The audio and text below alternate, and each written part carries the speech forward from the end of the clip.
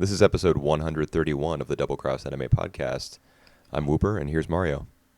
Hello, everyone. It's franchise film week this week. We're doing a double feature, as we've been doing a lot more recently this year. We're talking about two films, the Shirobako movie and the Demon Slayer movie, subtitled Mugen Train. And for the Demon Slayer movie got leaked online, right? Like on the PlayStation Store or something. That's why it's available. Yep. So I watched a version that looked pretty good. Definitely high definition, but there were like minor frame duplication issues. All right. In the video. I think that I got the best version that currently exists, but Nah, there's a nah, little nah. bit of that. Actually, like I think the proper one, like the DVD qualities one, just released like a few days ago, like 2 or 3 days ago. But that's DVD. That's not high definition, right? Yeah, I think it doesn't have high definition. The version that I got was the one before as well, like the streaming one. So it looked good, but the subtitle missing like in some scenes. Okay, so I didn't have that issue. So mine, I don't know exactly which rip I had. I think it was Judas. That's an encoding group, so they took somebody else's and repackaged it and styled it. But anyway, I mean, it looked good enough. Like, I got the gist of it. They used swords and they fought each other. Yeah, it And interesting. Yeah. Go on. And also the Shirobako movie, and then we're going to do Kemonozume episode 6 to 8 at the end once we get through talking about the two films. Yep. So that's what we're doing. Yep. I was about to say that it's interesting that you used the word leaking because I was telling Whooper just before the postcard that my house got leaking as well. Right.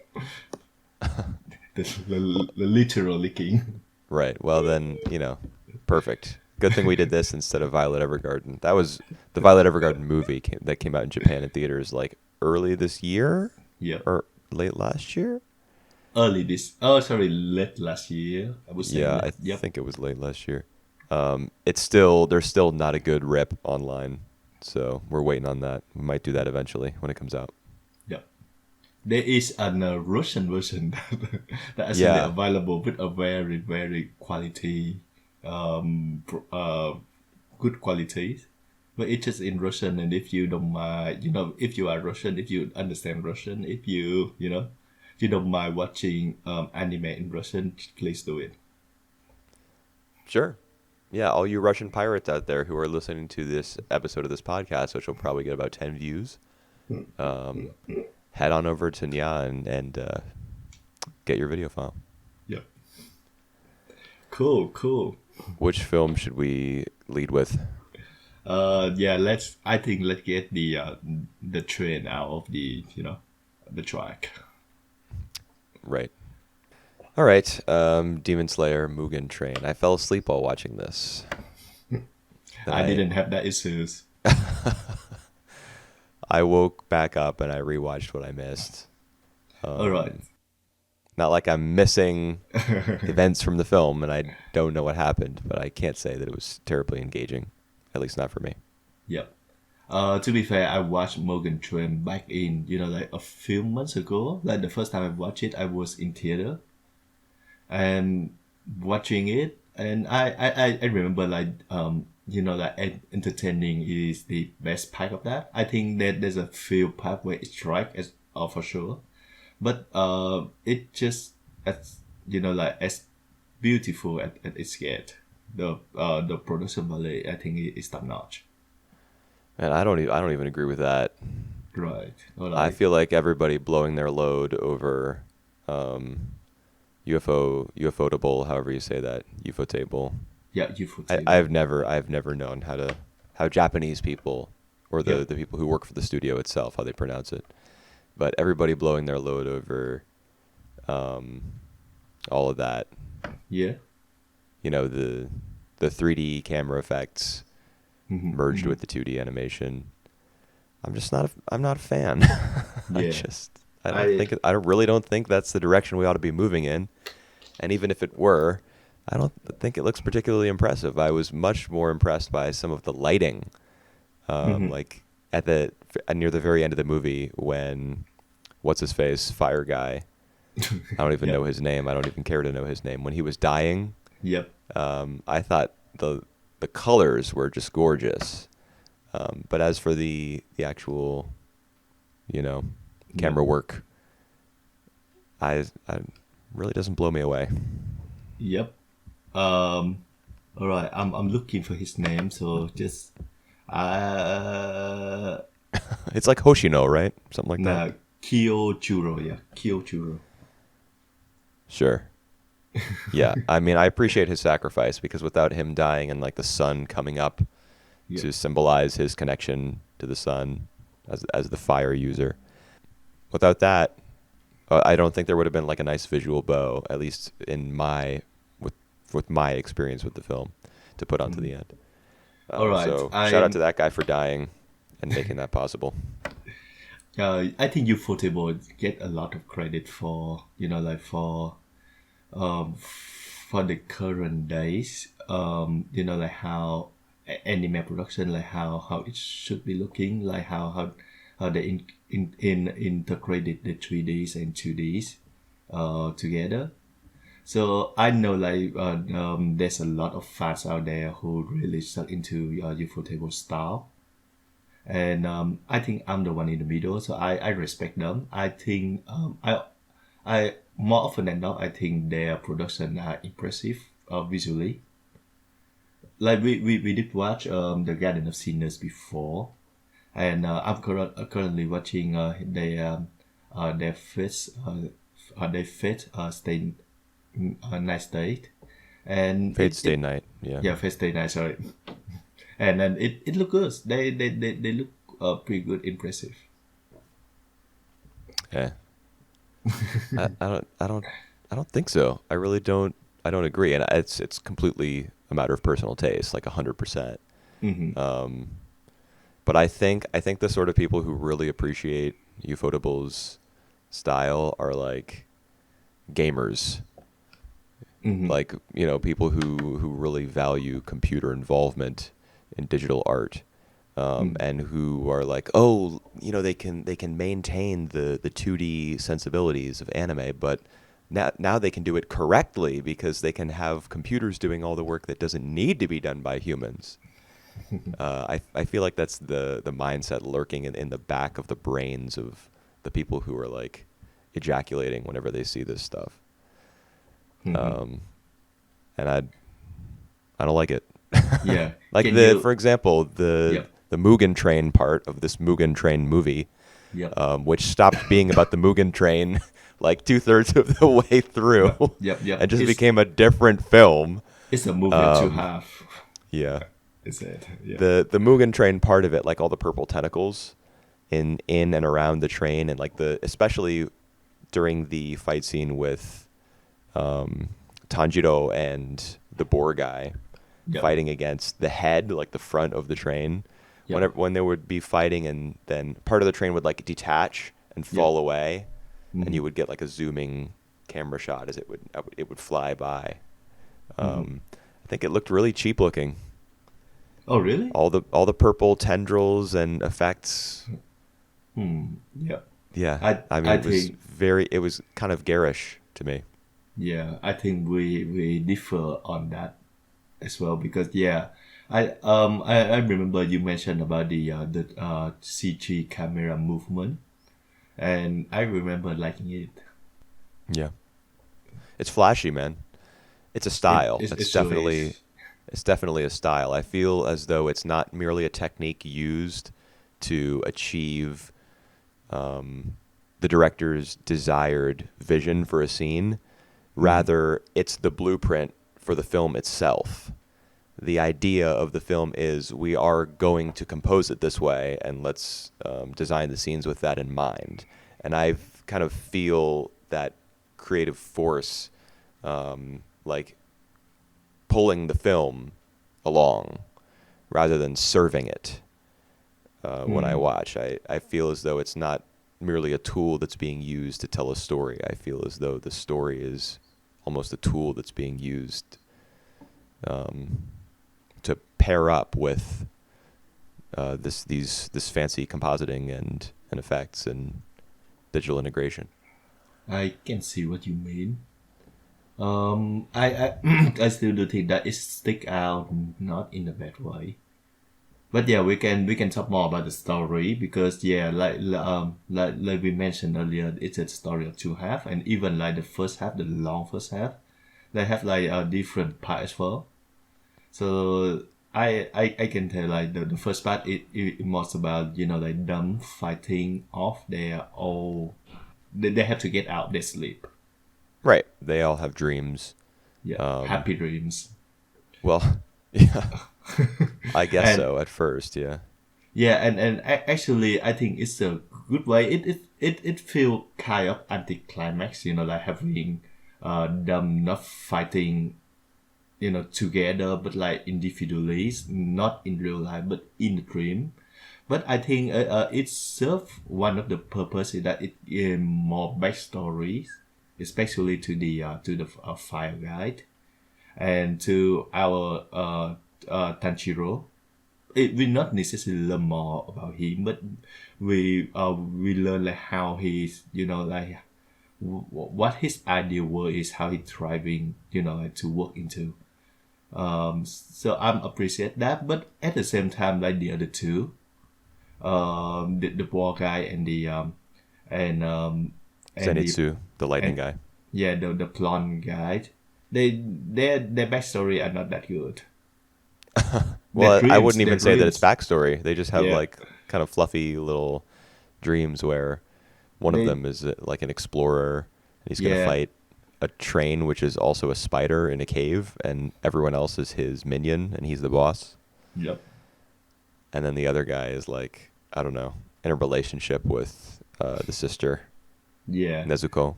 It's a more of a comic relief than Yeah, that's the that's what those stories. two characters are for. So sad. This film is a direct sequel to the television series. Like I remember them getting It ready to is. board this train, I think, in the final episode of the 26 episode first season. Yep. And so this picks up right where it left off. And I'm thinking back on the television series, I remember there was an episode with a stunning sequence where Zenitsu shows his ability, like his unconscious, faster than light sword drawing ability, which looked really super cool. And in this film, he does something similar, but a large part of like that motion of him drawing the blade and like sweeping through the train is an exterior shot, and you just see all the windows of the train light up in blue from outside the train. Like a good part of his little 20-second scene or however long it was is not, the camera is not on him. So I was disappointed by that, because apart from those moments where he like taps into that hidden ability of his, he is fairly insignificant and bothersome depending on who you ask. Oh, yes. He is. I mean, there's him yelling. There's also Tanjiro crying at the end of the film, like nonstop, and I can understand why. Of course, he's been like physically and mentally tortured, and now this guy that he looks up to is dying.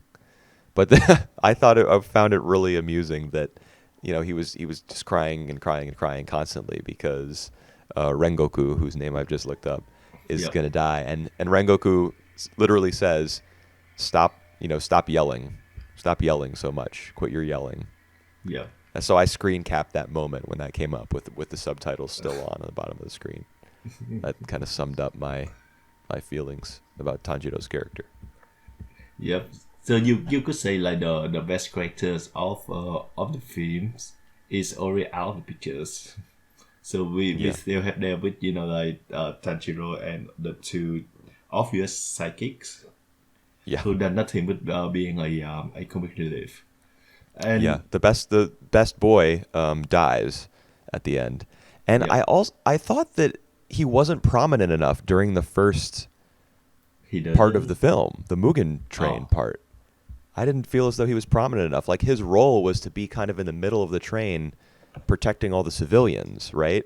yeah. Well, it for me it's still a Tanjiro's as the main character, so we still followed through Tanjiro point of view. So I think it makes sense that the first half, like we still have Tanjiro as the protagonist rather than that guy. Rengoku. And yeah, Yeah. and he's still impressive enough that when the story focus about him later on, he kind of demand our attentions, like all the audiences. Right. Not specifically about Whoopers or Marius, but yeah, because like everyone, I think the common reception is that he's like the best boy. Like everyone Yeah. cried their hearts out because of his death. Yeah, I didn't have that. I didn't have that same reaction, but I could have. Like I feel as though, and this, I guess this is why I said that I feel like he wasn't prominent enough during the first half or the first part. Mm-hmm. And what I totally agree with what you said. It makes sense. This is Tanjiro's film. He's the main character of the story, Mm-hmm. and so the point of this movie, I guess, even though it does feel like two films, is that Rengoku is leaving him with these words, and this is like a defining moment in Yep. Tanjiro's life and his quote unquote career as a demon slayer and a future Hashira. Yep. Like this character's death is going to be a turning point and a motivating factor for him to like Yep. essentially take on his role, because Mm-hmm. Tanjiro is also like, we can see him breathe fire a couple times in this Mm-hmm. film. Yep. Yep. And Rengoku encourages him to go to his family home and like find some scrolls with ancient wisdom or some shit like that. Mm-hmm. So he's also going to learn, like he's going to learn some of Rengoku's arts and probably succeed him in the Hashira lineup. And I think that's a good and an interesting direction to take because Tanjiro he's like the recipient of water form, and now he combined the fire form. Is how they gonna be mixed together. I think it's gonna be Yeah. interesting. Yeah, there was a bit of dialogue in the film about that. Like somebody said, I think it was Rengoku, Mm-hmm. said that as long as he's been a Hashira, there's always been a water and a fire. Mm. Do Yeah, you yeah. remember a character I saying something along those lines? I remember reading that. Yes, yes. Yeah. Also, Um, I would point out. Yes, they did say that. yeah. So I think that the reason that the film drew attention to that just for that brief moment was because, Tanjiro obviously is going to be the incarnation of both of those elements Mm-hmm. going forward. So, I mean, that's kind of cool. And they'll get more into the elemental stuff as we get more closely acquainted with all of the Hashiras. I hope I'm using the right term there. Mm-hmm. Um, But that's for season 2, which has already been announced to take care of. So this as film just bridges those two, I Yeah. guess. So we were talking more about the production. We're talking some about the characters. I want to bring attention to the story itself because I don't think the story is that good. Yeah, As it feels kind of segmented. Like the last part of it is a different thing altogether, and they're kind of stapled together a little bit. I also want the movie to spend some more time with the kids. The kids who come to our heroes' dreams. Yeah, and They they try to they shatter their spirit cores or something. Yeah, Yeah. that's right. They have their own story. They have like their reason to do that, but we learn very little about them. Yeah, I mean, I don't know. They don't seem that significant in the long run, and like Yeah, they in the don't big for sure. picture. You spend too much time talking about them, and then you don't get enough scenes of Zenitsu and Mm. Inosuke like yelling really loudly and making all the children in the audience laugh. Yeah, true, true. And other thing that I feel is that sometimes the show itself and now the movies they build the antagonist too powerful. That I don't know if like in the future if our characters fight them and defeat them, it's gonna it's gonna make it believable. I'm never gonna get that far, so I'm not concerned about it. I'm never All gonna watch right, season 2 of this.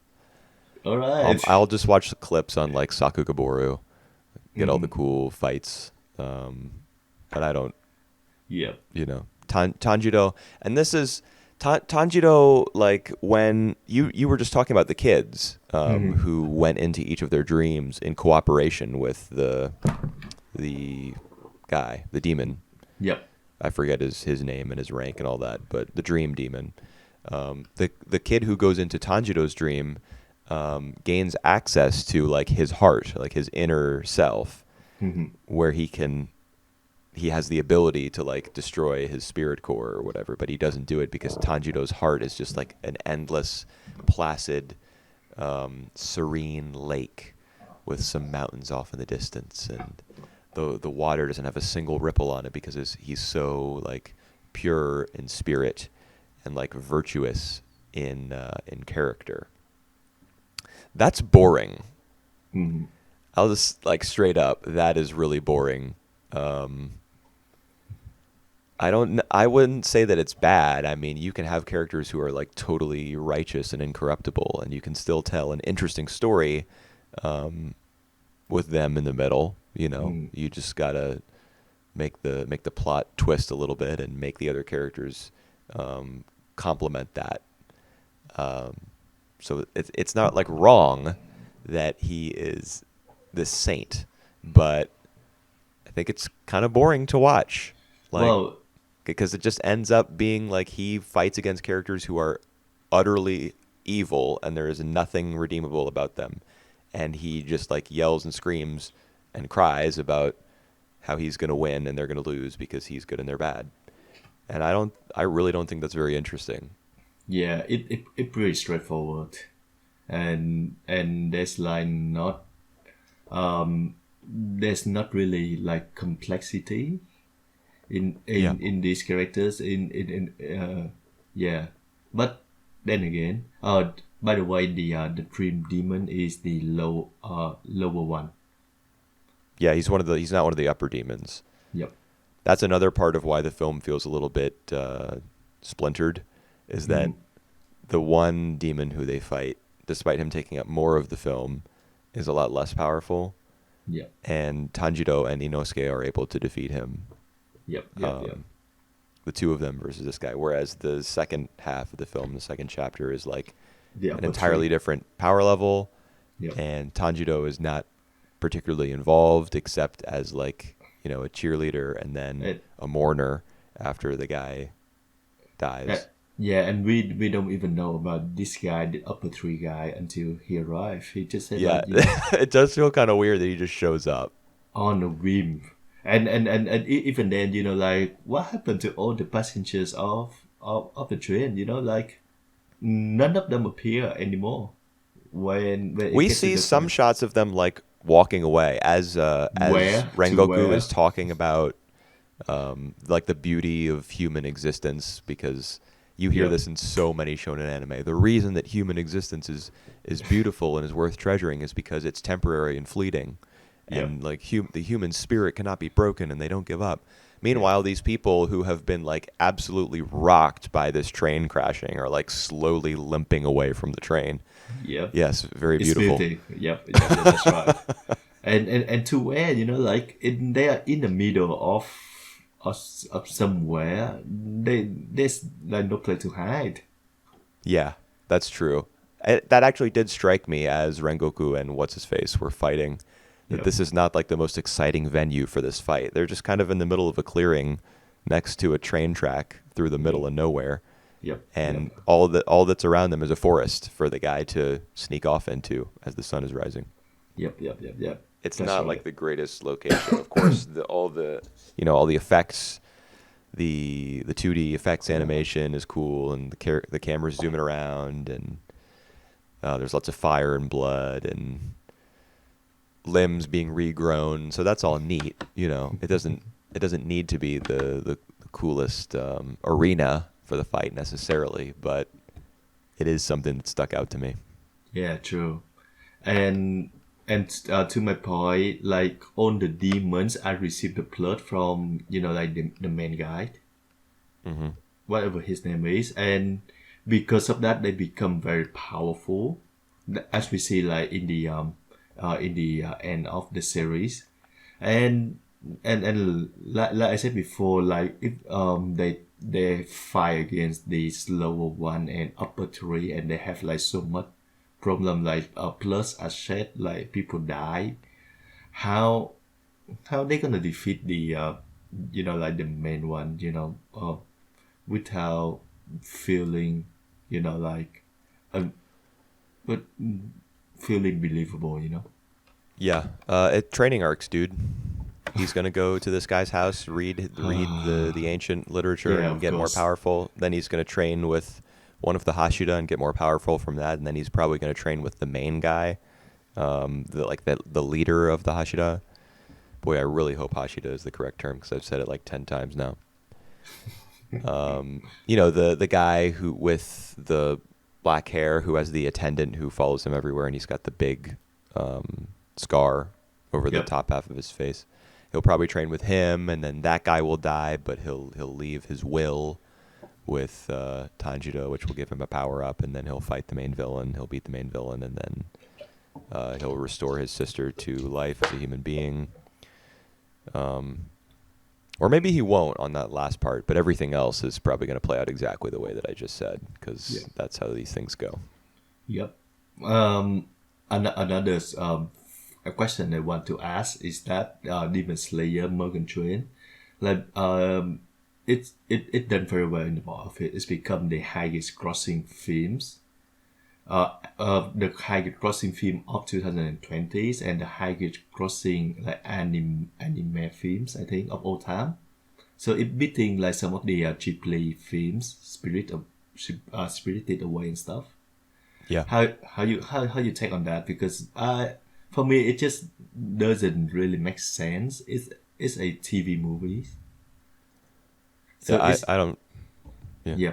I don't really care. All right. It doesn't matter to me what a film makes at the box office. That changes nothing about the film itself.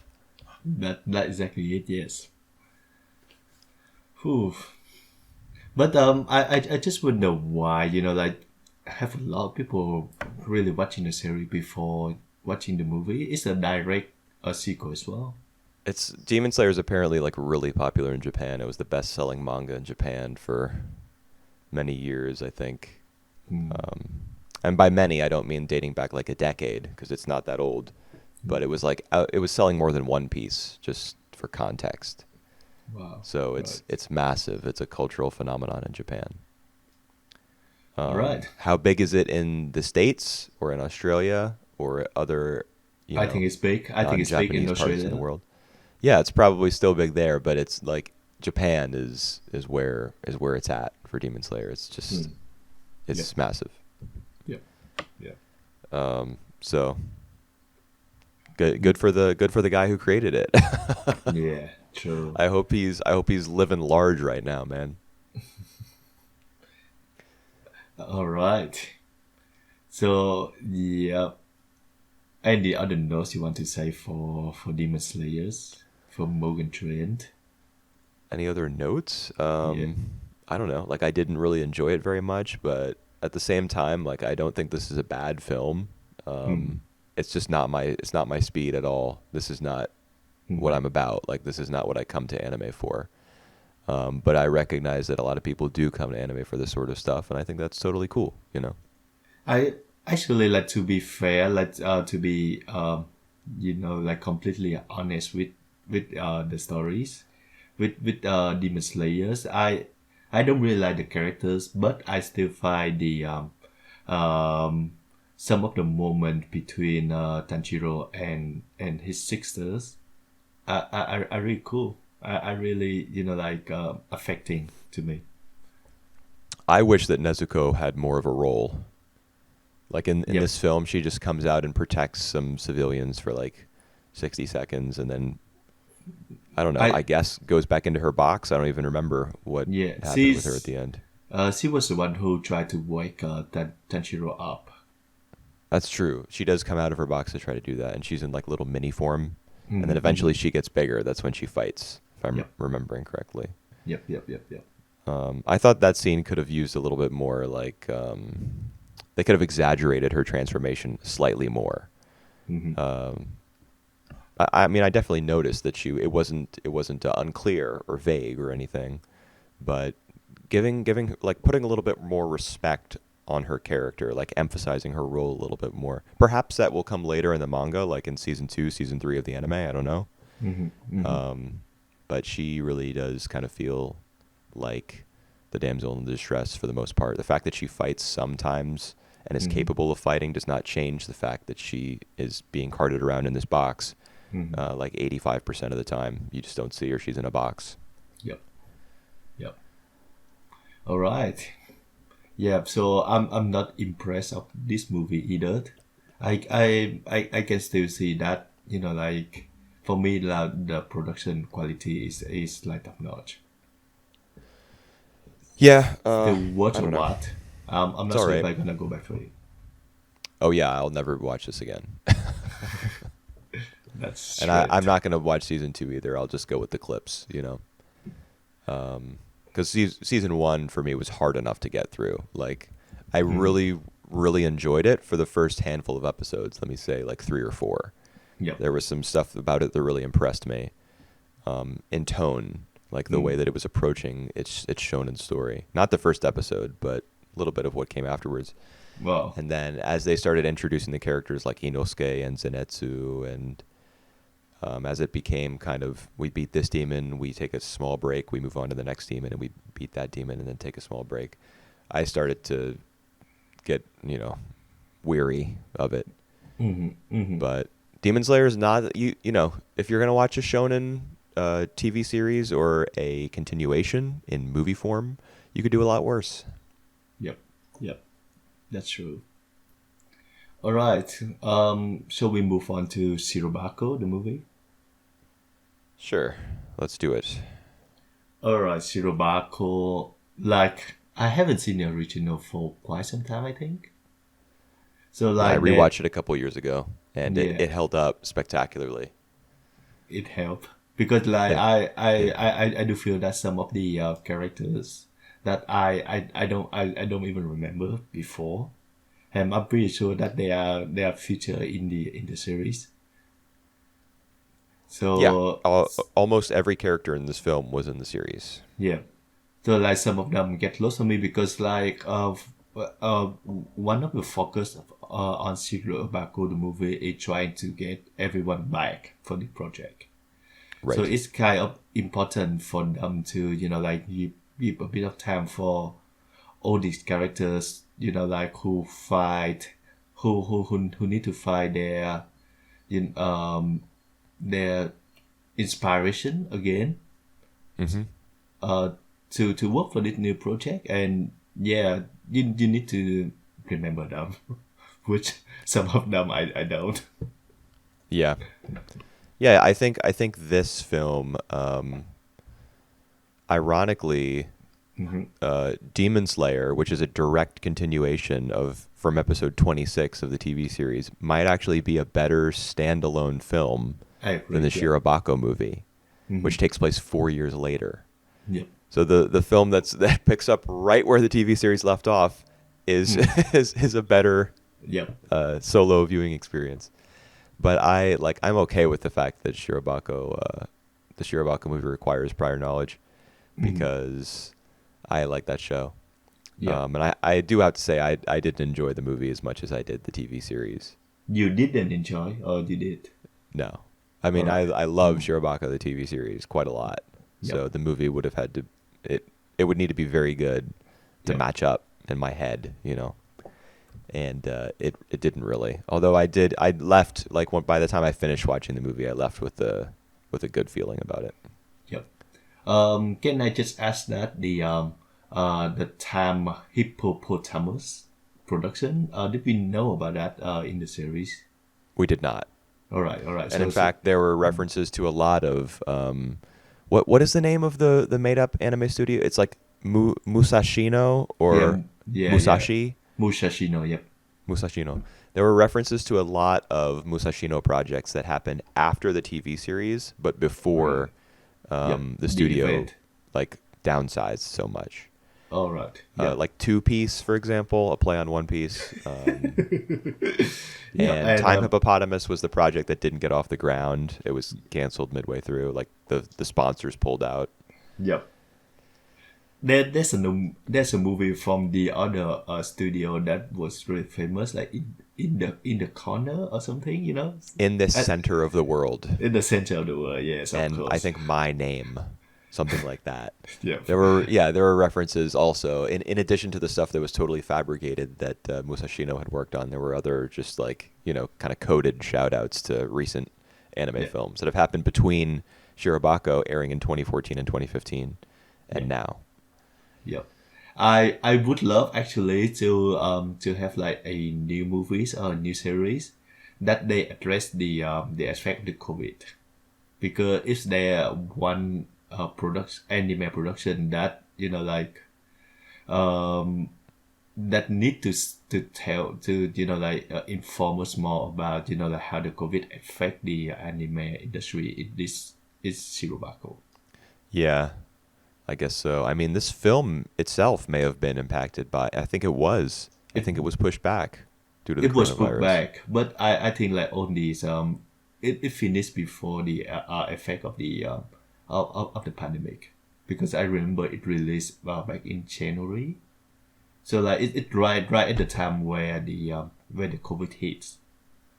January of what year? Up 20, 2020. 2020s? Yeah. Okay. Yep. Really? It Yep. released then? Okay. Yeah, I guess it just took forever. I do remember this film taking forever to, be pirated. Yeah. I enjoyed it.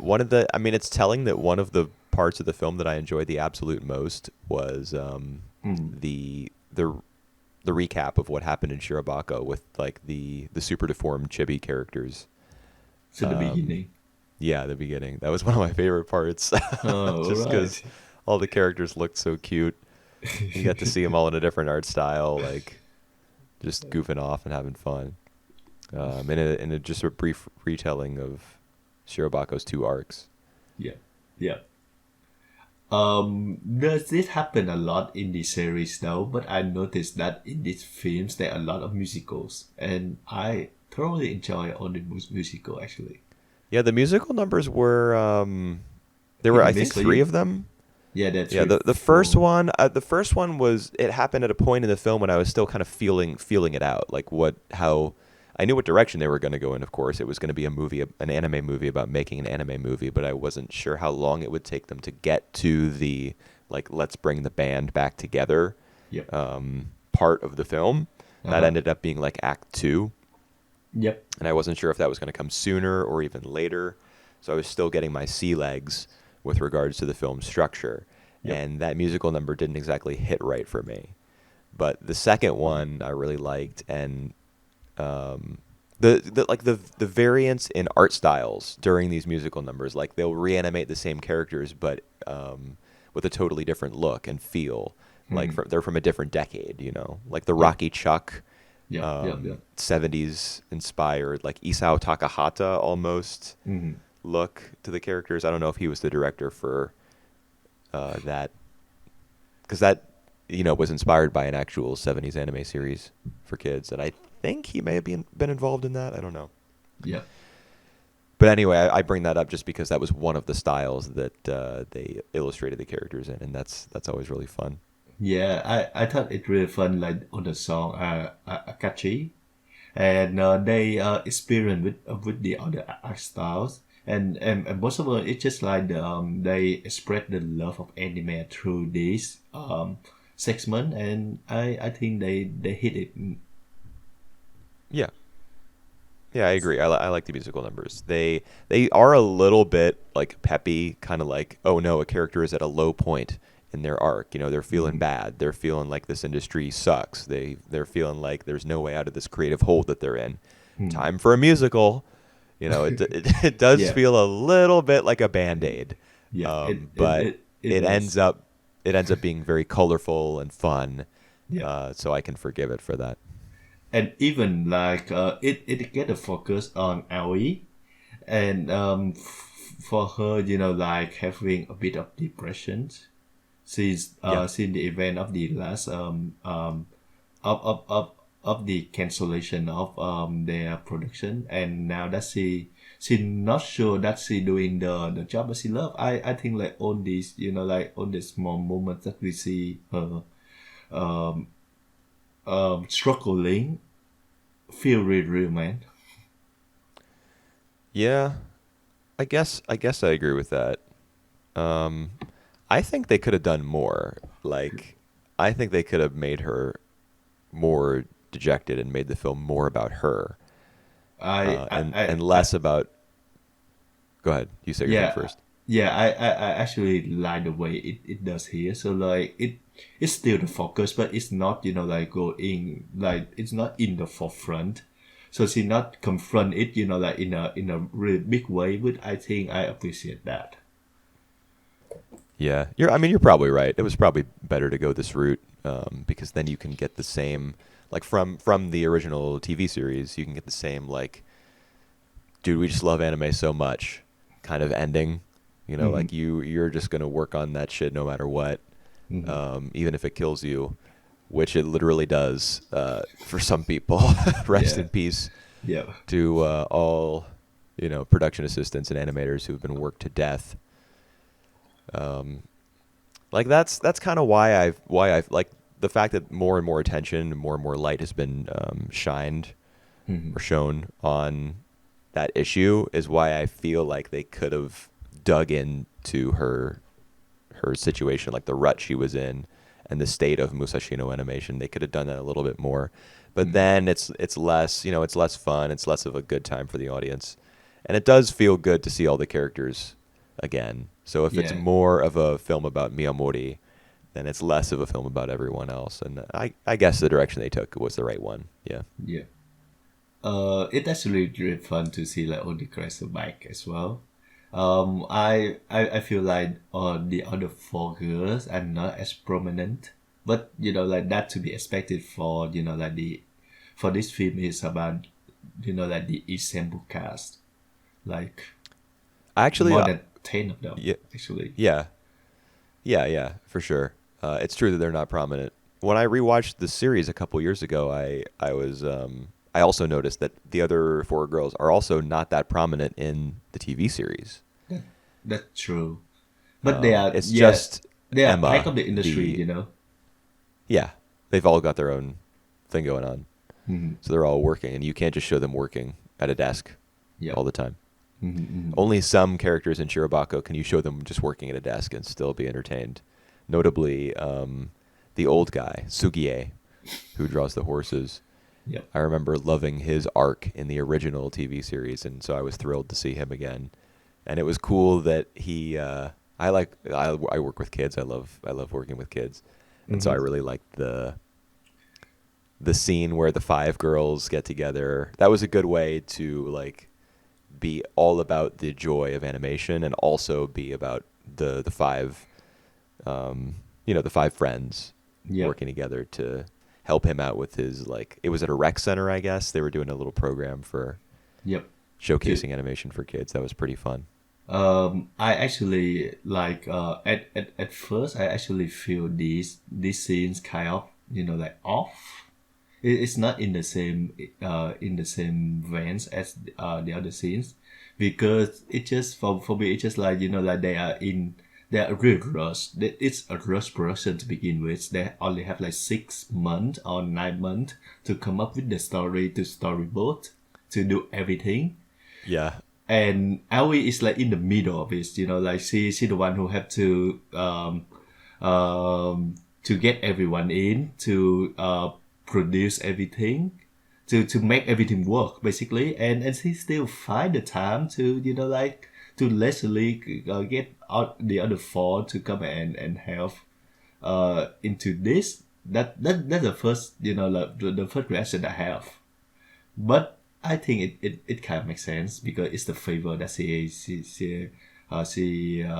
did to return the favor from the old man. Sukie. Yeah. Yep. Yeah. So yeah, Because it he still says makes to sense. her when she has that meeting with him and asks him to draw the Pegasuses, he says to her, a favor for a favor. Yep. Yep. So, yeah. And Yep. I feel like that's kind of, I mean, obviously I'm not an industry, disclaimer, I'm not an industry expert at all, not even close. I can't even read Japanese. But I do feel from like just little bits and pieces of knowledge that I've picked up from reading interviews and things. That's kind of how the anime industry works.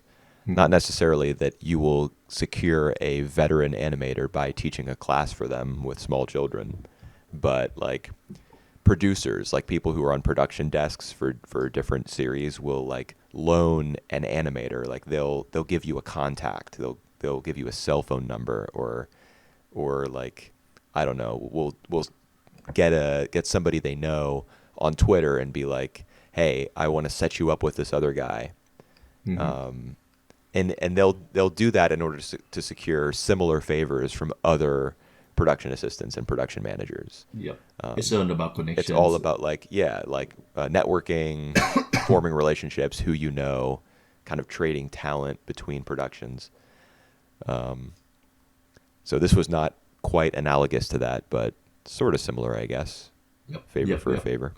Oh well, I think it's still, it's the favor thing, the networking is still, like apply pretty much here in Australia, and I'm sure that part of the US as well. So that's how the society work.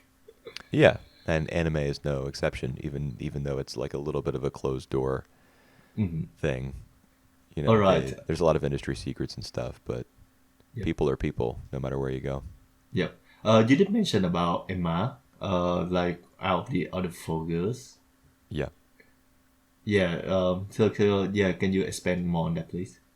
When I mentioned her name, I was actually going to talk about the fact that in the original TV series, she's of the four other non-Miyamori girls, Yep. she's the most prominent because you get to see her come into her own as an animator a little bit, even though she struggles so much.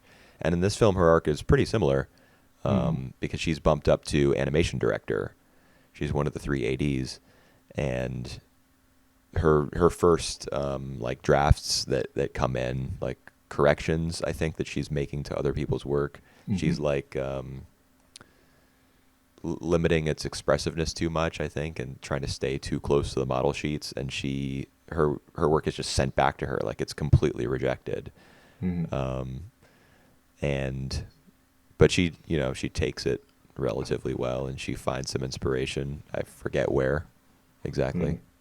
Do you remember? No, I don't. Neither do I. Oh, it was actually the kid thing. It was the Really? showing the kids. Yeah, because after that scene, all five of the girls, sitting on the hillside as the sun is setting, they make some comment about it being inspiring or fun or whatever, and then she says, like it was really motivating, and then cut to her back at her apartment, sitting down to draw. So she finds inspiration there. Nice. Yep. We did it. We came full circle. True. And I think it's kind of like not even like it take on these characters from the series. It run a bit like running the same formula with the series as well. I remember like the part where IOE and one producer girl come to talking about the rise of the new original anime Shiva to the other president. It feel the same as the director from the series come to do something in the series. I don't remember. I that, know but- exactly what you're talking about. In the original TV series, the director, it's like a Western theme, and he's he He's created wearing a like a samurai cowboy hat and a cowboy. Yeah, vest yeah, and all that stuff. And yeah, yeah, yeah. there's also some incorporation of golf somehow. Like he hits a golf ball and it hits people in the hallway so that he can get past them or something like that. Yeah. But the point is that he has to like attend a meeting with a Mm-hmm. very high-ranking producer at like a publishing company. Mm-hmm. And so they do a little movie riff on the Western genre. So they do something very similar in this film, Mm-hmm. but it's Miyamori and the one new character whose name I can't remember, the Yeah. foxy-looking brunette. Facilitate, right? And it's instead of it being a Western, it's like a samurai Yeah. theme, also Mm-hmm. with trapdoors and robots and stuff and Yeah. missiles. Mm-hmm. And then they attend the meeting, and then she busts out like a some legal shit. I don't know. Don't really Yeah. care. And then they win. They beat Yeah. the evil corporate people. Yay. Yeah. Yep. And yeah, that was very fun. Like you're exactly right. They do hit a lot of the same beats that the original TV series did. It does kind of feel like Shirobako 2.0. Yep. And I'm okay with that because I love Shirobako. But if someone were to cite that as like a flaw or bring a criticism against the film for that, I would totally understand that. Yeah. Well, it's still like it's not only the script for this original series. It also work at like the way creative work, the way that it still bring a lot of like the love for anime. So I think I kind of feel like it's still a part of this new film. Yeah, it is. It not only recreates a lot of Shirabako's story arcs and elements, but it also has the same tone. Like Yep. Mm-hmm, we really love animation. We want to do the best that we can. And in fact, that's the big twist, I guess, in the third arc is that they finish, quote unquote, they finish the film and Yeah. they're not happy with it, Mhm. and so they all hunker down and get together, and then they make this. They they change the conclusion a little bit. They beef it up, make it more action oriented, and then they Ye- show that whole ending. Yeah. And it's weird, man. I mean, I It do kinda like weird. the fact, yeah, I do like the fact that in designing these films within a film and these TV series within a TV series, Mhm. Shirobako like just kind of goes nuts. Like the characters are fighting with spatulas. Some of the characters are like weird animals that can talk for no reason. So they're they're just having fun with it. But at the same time, like we don't understand anything about the concept of these films or why these stories are so, why they're producing such passion in the people that work on them. Yeah. Because it's just like a little robot man or a rabbit. I guess it was a rabbit flying around on a hoverboard fighting people with a spatula. Kind of weird. I I think it's really interesting that we see like the full products of the closing, Right.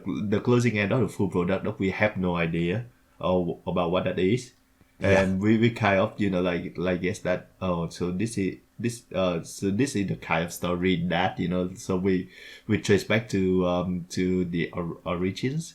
But by that, I do think that the show lost some of its effect because first, like you said, we don't really know about the concept. We heard some of it through their work, so we know that they love the original ideas because they wanted to, because it was cancelled before and they wanted to make that into the big screen. We don't know the concept of it though. We don't know what it is about. Why they what about it that they so passionate about it. And Right. secondly, we see the Rose ending, but for me it and they didn't like it, so they do the whole like remake at the ending. What I found watching the completed version, their completed version, is that it just the extended. Like they just put on new part to tell more about the relationship between these characters, and like they still keep the same. So I'm not sure if I follow, like the ending word rose. We need to do the whole thing again. I Think, mean, I thought it made sense. right? I mean, we because we saw the original truncated ending, and then we saw the super beefed up, Mm-hmm. um, Yep. punch 'em up, shoot 'em up ending that they got instead, which was like much longer and much more involved. It was just bigger and more. Yep. And the original truncated ending that everyone was disappointed with, that was going to be in the film after they had finished work on the first version, it was like so like blunt and kind of chopped off as to be comical. Like I didn't have any trouble seeing how the updated version was better. I had trouble believing that they would have made it the first way in the first place. Like it was so bad. Mm-hmm. It made no sense at all. So Mm-hmm. I mean, either way, I think the point is that they weren't happy with it and they made a new one, and that was a great experience for all of them because you can always just grit your teeth through the pain if you make anime. You just smile and Yep. sing a musical number, and you'll be good. You'll be right as rain. Yep. Yep. So yeah, I think it's still a pretty good movies. I don't. I still prefer the original series more. Like you said, it's good to see like the band get back, and I don't think that like the newcomer coming to this would appreciate this much. Yeah, I agree. You need to have seen Shirobako, like more than I already said the Demon Slayer thing, so I won't repeat it. You need to Yep. have seen Shirobako to get the most out of this film because there are a lot of side characters, Mhm. and some of them have pretty interesting stories that are only lightly touched on.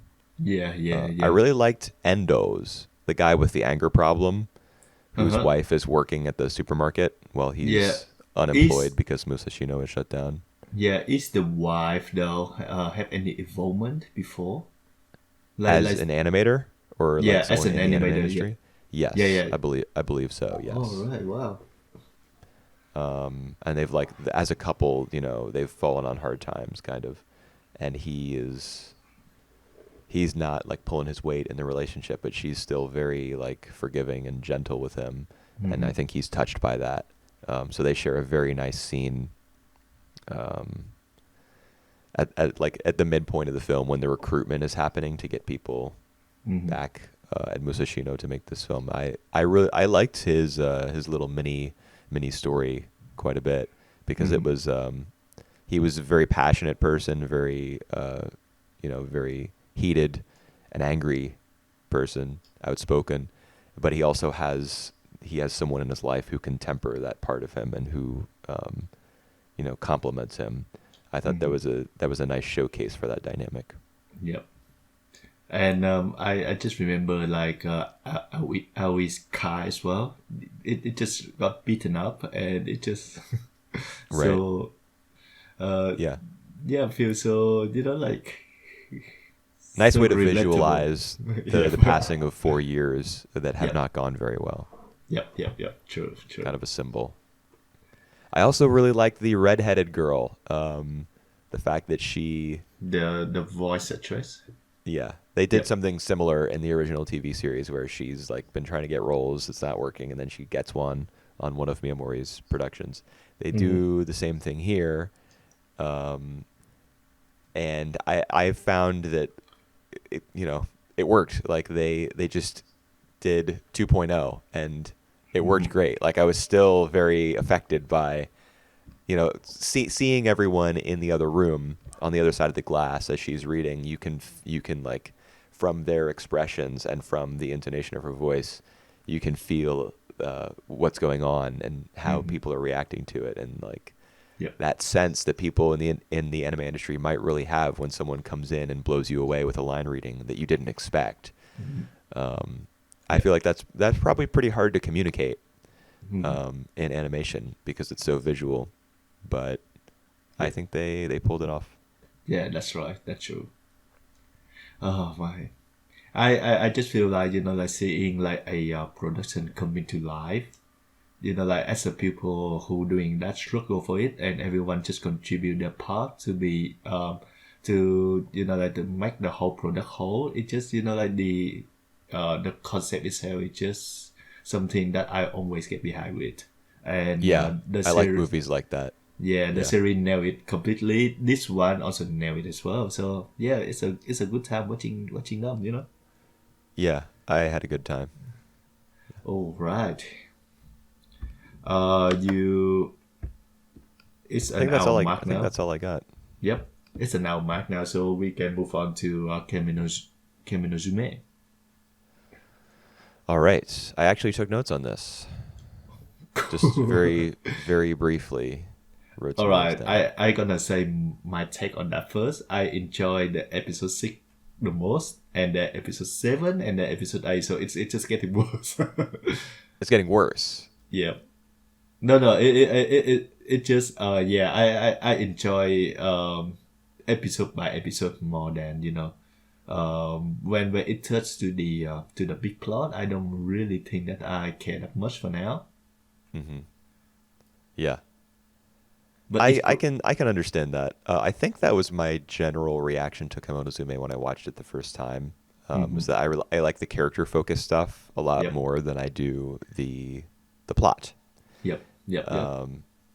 And so episode 6 is, I suppose, is a character focused episode, but really it's just an exercise in absurdism. Uh-huh. And I fucking loved it. It was awesome. Oh God, like who would have thought that the giant detective who we always thought that as him as a killer, like he's scary, everyone's scared of him, but he actually just a very gentle guy. Yeah. Oh my god, that's just a twist that I didn't expect. And the other twist is that you can did the thing to Toshihiko and he freeze Oh yes. right at the time and the giant comes. That just like it just pure gold for me. Yeah. It's just like slapstick comedy. and, It's and nuts. yeah, and she did that to him, and they didn't know how to like reverse it back to normal. Right. So what is your theory here? Do you think that everything that the monkey did, like using Toshihiko as a plaything, Yep. do you think that what he was trying to do was get him out to the river and like drop him and have Yep. him hit that rock to hit like a pressure point in his back so he would be released? Yeah, Or yeah, do of you course. think the Yeah, of monkey was course. just messing around? No. I think the monkey or maybe a bit of both, but like I would say that 80% that he did that just to make Toshihiko like become normal again. Well, I'm not. Yeah, I'm specifically asking, like, do you think that was the monkey's motivation? Obviously, that was the result of his actions, and that was how the episode was structured. Yep. But do you think Yep. that's what the monkey wanted to do? Yep. I would say that yes. Okay, interesting. I can't honestly. I cannot remember much about the monkey. Like, I remember that the monkey shows up throughout the series, the whole series, but I can't remember much about where they take his character and like what his involvement is closer to the end. So I'm in the dark on that as well on this rewatch. Yep. And he's great. I really loved as well the monkey's scene in episode. I think it was episode 6, where Yep. the training scene, Yep. where Yep. Toshihiko stumbles upon him in the forest or the woods. I just like burst out laughing after that scene was over because I was having such a great time Yep. watching it. Love all the weird angles, Yep. of Toshihiko like jumping through the air and slashing at the monkey, and him like looking around in the grass to see where his opponent is. The drumming, the jazz drumming that's like syncopated and like off kilter. The acorns that get stuck in his nose, in Toshihiko's nose, as because he's getting totally outplayed by this monkey. It's just lunacy, and it's great. Yep. This I think like the episode 6 they have like a lot of USN nail it on the visual, of course, like the direction that he take It just like it rely the show rely more on visual, not on like the dialogue or the characters. Um, I mean like hit crafts on the visual is just on the direction. It's just top notch for me. It's just so Yeah, weird, but it's just so original as well. it's true. I can think of one example. I actually took a note on this. The when once Bon, which is the name of the private investigator, the Yep. giant, once he's having that conversation with Yuka, and Yuka stuffs him back in that little closet a couple times. Eventually, she has to resort to pushing him out the door. So he's laying right on top of the landing, like right where the stairs are. This is before the monkey uses him as a surfboard. Yep. He's laying there, and so the conversation between Yuka and Bone turns to like, oh well, the next thing I do after I report your location is I'm probably going to kill you. Yep. And there's a pause, and then Uh, cut to a freeze frame of Toshihiko frozen in horror on the stairs, unable to move because his pressure points have been hit. So you're just thinking about like what his character is thinking and experiencing, being told that, oh well, I mean, he's just gonna die. That's just what's gonna happen next, yep. and he's unable to do anything about it. Yep. It's just so funny. The timing is great. This one and even like back to episode 3, I think, or three or 4, where the giant first appear and they have like all these like gesture Yeah, to each others, and they completely misunderstood each other. That's just so freaking good. yeah. It's very funny. Yep. Episode 6 definitely a humor oriented episode. Yep. I feel like Kemonozume does, Best. even when it does get dramatic and like plot focused, it still finds opportunities to be funny because its premise is like just so over the top. How could you not Yep. get a little bit of comic relief in there? Yep. And do you how do you find on these the shock segments before the OPs? I like them. Yep. I don't like. I can't call them all to mind. There was one in this group of 3. I mean, obviously the one that's most memorable is where the 2 teenagers who are making Yep. out on the park bench, one of Yep. them turns into a flesh eater and like eats his girlfriend. Yep. Yep. That's the Kemonozume screenshot that I see most often on the internet. Really? Is All right. is him in flesh eater form Yep. with the girl's like spine sticking up out of the lower half of her body Yep. on the bench next to him. There was that one. Then there was another one where it was just the inside of a locker at like a golf club, maybe, and you hear people talking about, like a woman. Did you eat her yet? Like using that term to mean sex, and then lo and behold, the guy's actually a flesh eater. Yep. Yep. I don't know. They're neat. They're interesting. Yeah, they're interesting. I think they're just like example of how the monster and the people interact in real life. Like we have like another pictures of this happen. I think I like it. I think the one that I remember the most is back from previous episodes where like the kid just playing game. I think like playing closing eye game or something, and then like one of the kids just transform and eat the one of the other kid. So I really like That sounds familiar. yeah, it's very typical actually. Yes. That wasn't, maybe it does. That wasn't what I meant though. Like, as I said, I can't remember all of them, so Yeah. Mhm. that just sounds familiar to me, but I can't call it to mind. Right. I think I think those scenes do, like, they lend credence to the idea that shokujinki have existed alongside human beings for like many, many years, Yep. and these cases are all just isolated. Yep. That's right. So it's kind of neat. And Kemonozume is a loose enough show. Like, its format is loose enough that it can do that. It can just open every episode with that and then cut to, play the OP and then get into the story. Yeah. And True. it's, it doesn't take away from the show, because the show is whatever it feels like being that week. As episode 6 is evidence of Like Yep. it just wanted to be crazy and slapsticky for a week, and it was great. Yep. Back to episode 7 is when Reed coming back to the pictures, and oh my god, this series have a lot of sex. Yeah, it's about sex. Yeah. That's what it's about I in actually large part. like the first few episodes. Sorry, the first few minutes where Yuka and Toshihiko having a fight, because this I feel it's real. You know, like when people had like all over the move for the first few months. You know, like elope, and Right. you know, like just having wild sex to each others, and this come to the point that you know uh it become a low point for them. So Yeah. they're having like all these, you know, like very trivial of arguments to each others, to the point that you can just want a space for herself. So I feel like these are really real in the relationship. I don't.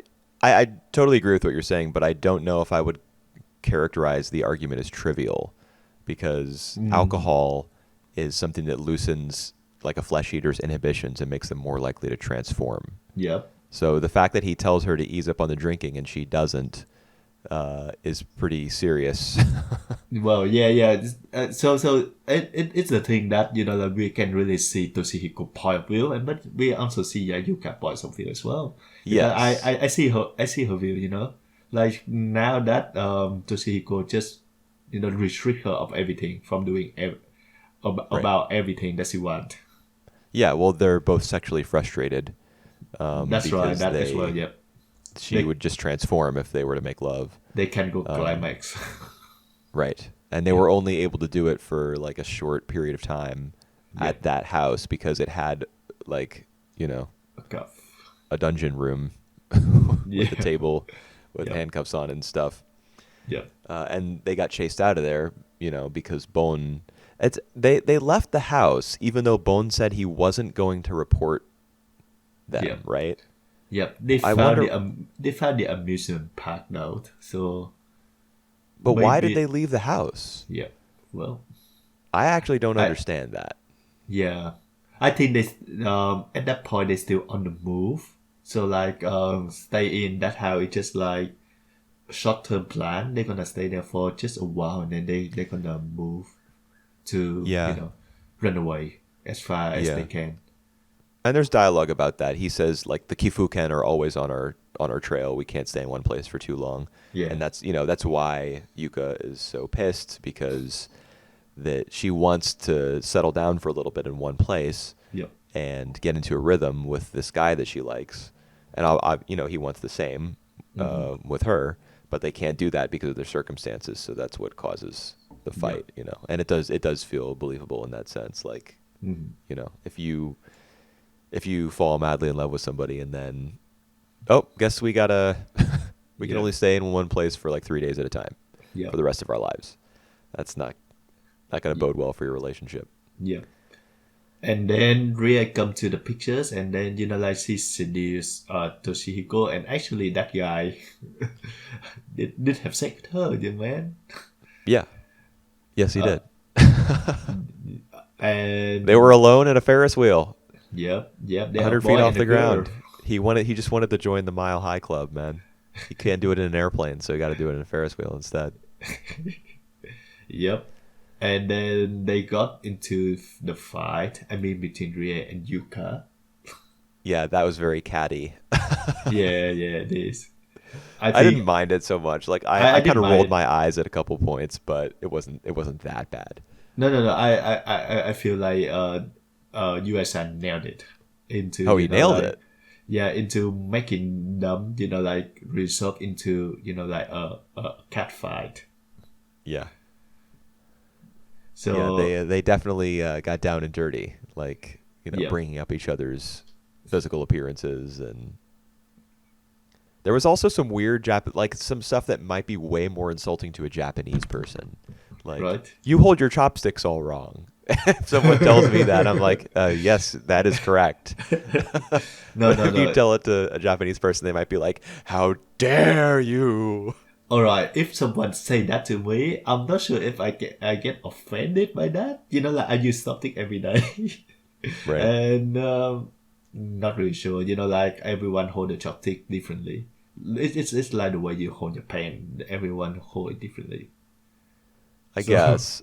I mean, it might be more akin to telling somebody that they like hold their fork like a monkey. Like all they're right, just yep, like, yep, or their knife, they're like stabbing their meat with their knife. Like, yep. like So you're uncultured, you're wild, you're less than human, something like that. yeah, well, imagine someone say that to you. Is that an offense? I really don't take offense at very much ever. All right, that's good People to can hear. say whatever they want. It really, that's they're entitled to their opinion. Everybody is. Yep, yep, But obviously, these two women are both in love with the same guy, so they're gonna hurt each other however they can, yep, because they're not being very mature about it. yep. No.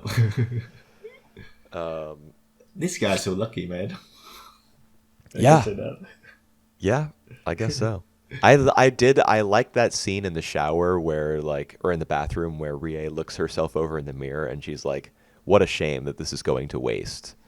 It's really interesting, that little scene, because as a man I have no experience Yep, with like yep, how being in a female bathroom, and the yeah, way yep, that yep, that little bit of self talk, yep, to kind of prop herself up, like, I've really got it going on, yep, yep, and yep. it's his loss, not mine. I That's just not something that I have any real life experience hearing. Hmm. So to see it play out in a way that I think was pretty believable was Hmm. interesting. Yep. Oops, I hit my mic. No, that's hard. Um, yeah. So in terms of plot, there's not a lot to say about that episode except for it really come unexpectedly and to like hook up with Toshiko because the third one, the episode 8, is like a lot of things happen in it. I would say that episode 7, to go back to it just for like 1 second, Yep, yep. there's a fair bit of plot at the end in the meeting between Oba and what's his face, the brother, Oh yeah. Kazuya, All right. I Yep. think. Oh no. That's pretty, like, the series is clearly establishing Oba as the major villain. Yep. Kazuma. Kazuma, okay. Yep. I mean, Yep. it was relatively clear that Oba was going to be a major villain before, Hmm. early on, like when we did episodes 3 through 5. I think there were a lot of hints about that. Even like to episode 5 because we don't know him at that point, but episode 2 we don't see him at we don't know him at that point, but we can see his like maniac's face Oh yeah, already. yeah, yeah, yeah. Yep. So I yes. remember making a comment about that. How his eyes get so huge and all that. Yep. Yep. Yeah, so I think episode 7 is, I mean, it's certainly more plot heavy than episode 6, which was just like a stylistic detour and an Hmm. awesome one. Episode 8 is definitely more. There's more plot, I guess, and there's more action as well. Hmm. Hmm. Hmm. And I liked episode 8. Like, I do favor episode 6 the most out of these three for sure. I think it might be the series highlight. Hmm. But I didn't feel too disappointed by episode 8.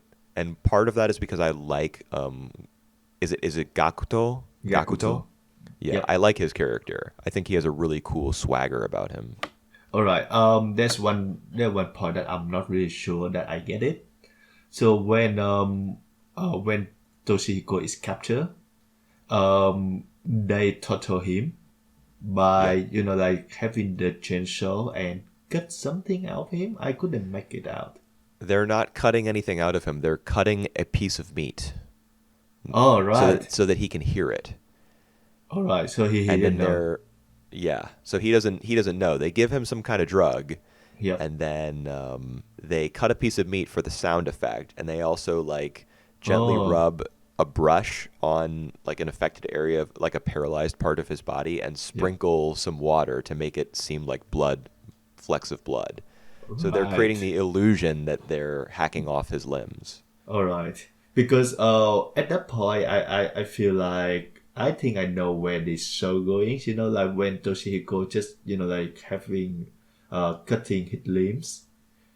What next gonna be for him? Of course, he gonna attack all these other limb from the demon. So he become the titular Kemonozume.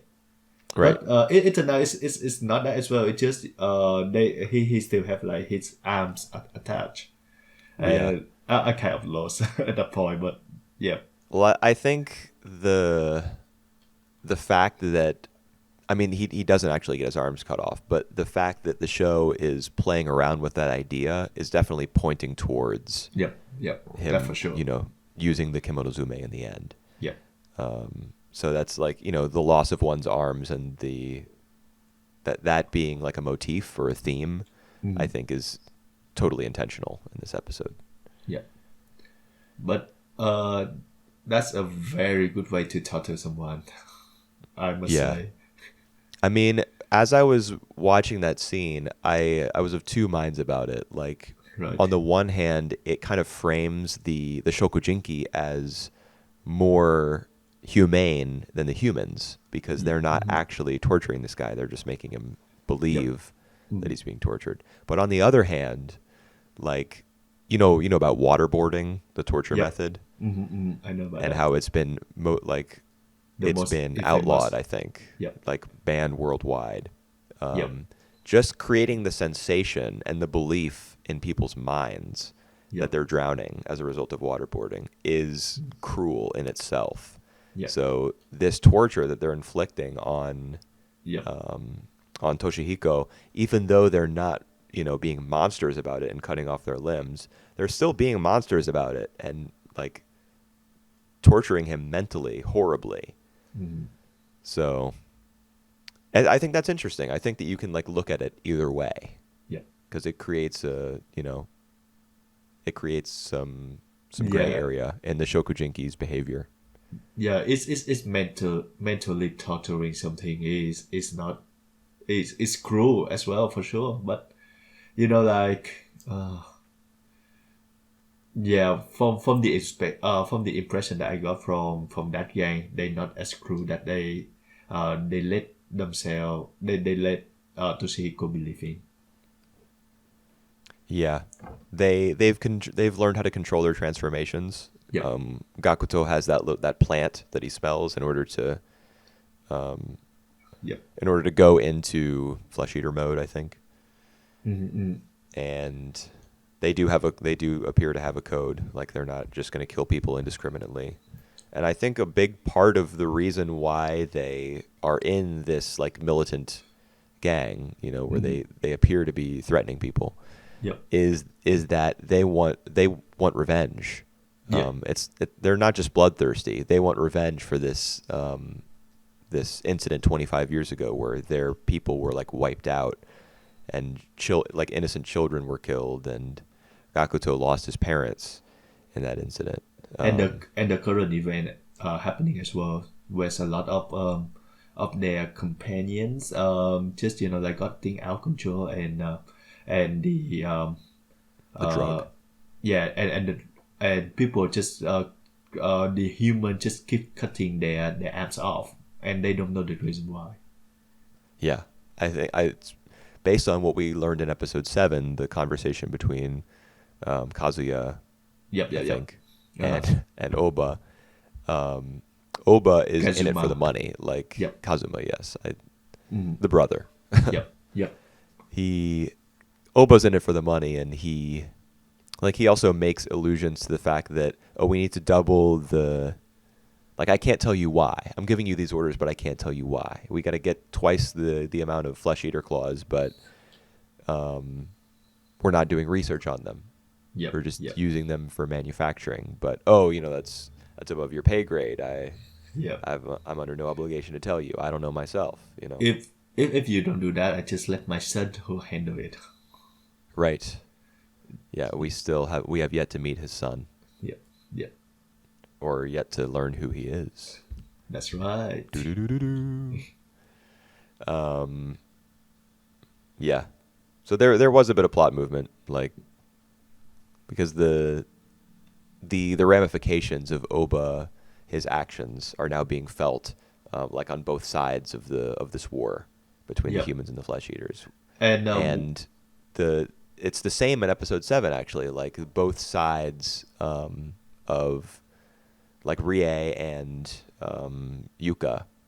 There's the two sides, like one is human, one is a flesh eater, and they're both vying for the affections of the same guy. So I think the series is taking every opportunity it can to highlight that that dualism. yep.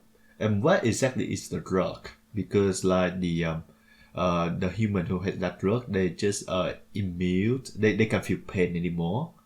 And at some point, they look like they losing their human side as well. Becoming Yeah, we see that little short guy who yeah, gets captured. We see him start to transform into a flesh eater. So I yeah. think the drug is that's the reason they need more flesh eater claws, is because that's what the drug is made from. So he's probably like selling it to the army or something as a weapon, Yep. like a serum to create super soldiers, that sort of thing. Yep. Yep. Oh God, there's a lot to unpack. And even at the end, like Gakuto, he's a hero, man. He actually just give Toshihiko and Yuka. Yuka a pathway to exit, and he himself fights against these um human. Right. I can't remember exactly how the episode ends. Did we see him fight with them at No, all, or did no, we cut away from that? we cut away How from does that. it end? We hear the noises. We hear the noises from Toshiko and Yuka point of view. So we heard some noise. We heard, I think, some rock falling off south, and And then cut to the ED. I think I can't yep, remember. yep. All right. Cut to the ED. Let's say that, yes. Oh, he missed someone. He missed someone. He said like, "Oh, it's you He did? from the human." Huh. So Well, maybe it was Oba. I'm not sure it's Oba. No, I think it's Oba. It could And also be Jin from the flashback episode 4. There were the three candidates to right. become the leader of the Kifuken. One was Yep. Toshihiko's dad, one was Oba, and the third one was Jin. And they were all in love with the same woman. Not Oba though. Did he? I don't know. I mean, I don't think we know as of right now. Yep. We don't Yep. know that much about Yep. like his romantic interests. Although we do know that he has a son, Yep. because he references that in episode 7. So he's, Yep. I mean, And, unless he's lying, he is indeed Yep. found a And- lady friend and made a baby. And Toshihiko's actually have like some flashback over that event happened 25 years ago as well. So I think his memory might come back. Yeah, there is still that kind of ticking time bomb of when he'll remember exactly what happened to his mother. Oh, and you guys explain it as well. So like the child gonna be The child's going to be a flesh eater no matter what, but we don't Yep. know who the father is. Yeah, true. Yeah, that's one of the Yeah. the awesome things about Gakuto and his role in this episode is that he's so confident, like that. That's his baby. Yuka, well, that it's his baby, but also that Yuka still wants him. He doesn't Right. even like when she's in the bath, he's being like aggressive, I guess, towards Yep. her, but he doesn't like take the opportunity to like exploit her. He's just assertive in that situation. Like he gives her a kiss and he implies that she's lying when she said that he never satisfied her. But he, like, nevertheless, he lets her go with this other guy because I assume that the reason he does that is because he is so confident that, like, he's the one for Yuka. He's just going to let her get to safety with this other guy who is not even a threat to him in his mind. That's kind of badass. Like being so secure in like I guess your masculine attractiveness Yep. that you're just gonna let the woman go because she's gonna come back eventually anyway. All right. What like I what a don't have that champion, kind of, honestly. yeah, I don't have that kind of confidence, man. No, me neither. That's why he's so cool. Yeah. It's interesting that, we only got like 13 episodes, so like 9, 10, 11, 12, so 5 more episodes. So like still like half run, half wait, to Yeah, find yeah. out how this gonna end. It's taking Yep. shape though, so yep. I mean or ordinarily, like when you watch anime, especially anime that's adapted from manga, this is an Yep. original, but a lot of anime is adapted from manga, and the temptation is to kind of try to plot out, oh, well, what's going to happen next? It's going to be this, they're going to spend this long on this part, and then Yep. the next arc after that is get a little shorter, so they're going to maybe do one less episode. But Mm-hmm. with Kemonozume, first of all, it's an original, so you can't do that. Second of all, this show just does whatever the hell it wants. That's So true. And even that's if you had an idea of how the story was going to progress, you couldn't say what's going to happen when. You just have to watch the next episode and see what they decide to do that week. Yeah, and that's true, and that's what make Kemonozume so original. That you can really say for sure that you know what happened next. Right. Yeah, the Uh, experience of watching it is a lot different from the experience of watching a lot of other anime, yeah, of which are course. easier to predict, Um, and kind of similar to one another. This is just totally. I think you were thinking of Demon Slayer when you say that, which I agree. I would say Demon Slayer definitely fits the bill for a show that you can predict, you can see what's coming. Yep, Interestingly, Kemonozume is also a show about slaying demons. that's true. Yes, that's true. The main character is part of a clan of demon slayers. Yep, yep, yep. That's true. All right. So what's gonna be next for our podcast, Booper? Next up, I think in 2 weeks is the Uh, spring 2021 wrap up. yep. So talk some more about like Is there also Megalobox, Odd Taxi, all that good stuff. Yeah, is that also gonna be end by the point? I know that I believe so. Dynazenon is end. I don't know how many episodes Odd Taxi have because it's on I'm pretty sure they're all going to be over. yeah it's on episode 11 at the moment. Odd Taxi, Odd Taxi, yep. yeah, it has 13, which means it'll be over in Oh. 2 weeks. All right, Pretty we sure figured that out. Megalobox is going to be over as well. Yep. Vivi, Fluorite Ice Song is going to have concluded because it has only one episode left to go, I think. Yeah. Do you want to finish VV though? I plan to. I mean, I'm really not into the show at all, but I plan to finish it just Right. because, I guess. I don't know. All right. So we will make a list of what show we're gonna talk about next time. So it probably about 4, 5, or 6 shows. Yeah. Yeah, and then the week after that, First impressions? summer first impressions. Wow. And I already made my list of like 10 series I do that I that. want to. I do that soon. I'm gonna give you soon. Okay. I mean, yeah, there's no rush because that's like 3 weeks away. But this upcoming season is looking so thin that it was very easy to make the list. I know, right?